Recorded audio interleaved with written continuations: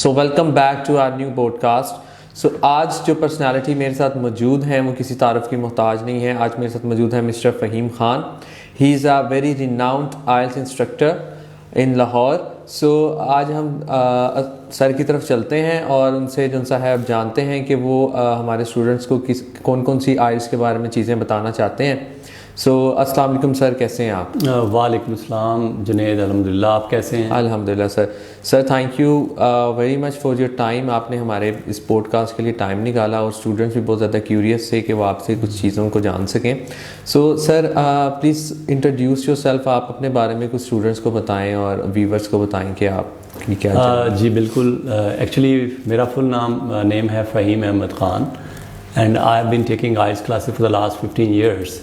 اور آئلٹس کے حوالے سے جتنے بھی اسٹوڈنٹس کے کنسرن ہوتے ہیں الحمدللہ ان میں ڈیپلی ان کے کنسرنس کو سمجھتا ہوں اور ان کے جو بھی مسائل ہوتے ہیں ریلیٹڈ ٹو گرامر ہے, ریلیٹڈ ٹو اسپیکنگ ہے, کوئی بھی کمپوننٹ ہے, جو بھی مشکلات ہوتی ہیں بچوں کو میں گائیڈ کرتا ہوں. سو سر اگر میں یہ کہنا چاہوں کہ آپ آئلٹس کی انڈسٹری میں ایز اے گاڈ فادر کام کر رہے ہیں اس ٹائم, ٹھیک ہے, تو سر اس میں کافی زیادہ اسٹوڈنٹس جو سے ہیں آئلٹس میں فیل ہو جاتے ہیں یا پیپر میں اپیئر ہوتے ہوئے انہیں کچھ ایک اسکیری سی فیلنگ آتی ہے, وہ ڈرے ہوئے ہوتے ہیں. ان کے بارے میں آپ کیا کہنا چاہتے ہیں؟ جنید, اس میں 2-3 فیکٹرز انوالو ہیں. ایک تو سب سے بڑا فیکٹر ہے کہ موسٹلی جو ہمارے پاس بچے پڑھنے آ رہے ہیں, میں موسٹلی جو ہمارے چھوٹے اضلاع سے بچے آتے ہیں جس میں اردو اور انگلش میڈیم اسکولس کا بہت بڑا رول ہے, تو جو بچہ آلریڈی انگلش میڈیم میں پڑھ رہا ہے اس کو یہ کنسرن نہیں ہوگا.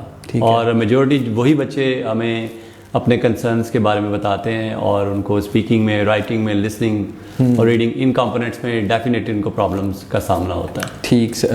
اور سر مجھے ایک چیز یہ بتائیں کہ آپ کو کون سے ایسے اسٹوڈنٹس آتے ہیں جن کو پریپریشن کرواتے ہوئے آپ کو بڑا ٹف ٹائم دینا پڑتا ہے اور کافی آپ کو اس پہ ہارڈ ورکنگ کرنی پڑتی ہے اسٹوڈنٹس پہ؟ جی بالکل.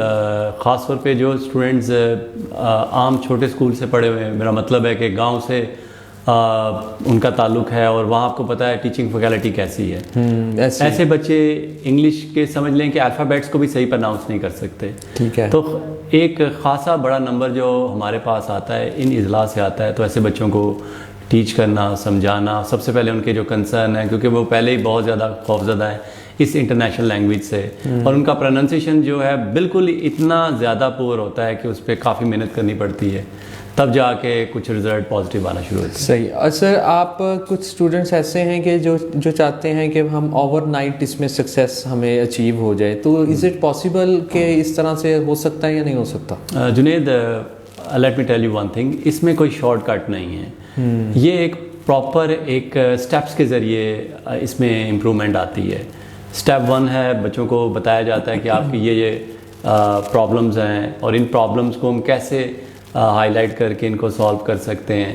تو اس پروسیس کے اندر there is a no shortcut, they have to work hard. So overnight success کا کوئی اس میں جو سا ہے کہ شارٹ کٹ نہیں ہے. تو سر آپ کیا سمجھتے ہیں what is a key to success towards IELTS to get desired score in IELTS exam? If I talk about a lot of my students, الحمدللہ 8 اسٹوڈنٹس کے بینڈ بھی آ چکے ہیں, کہ 8.5 بھی آ چکے ہیں.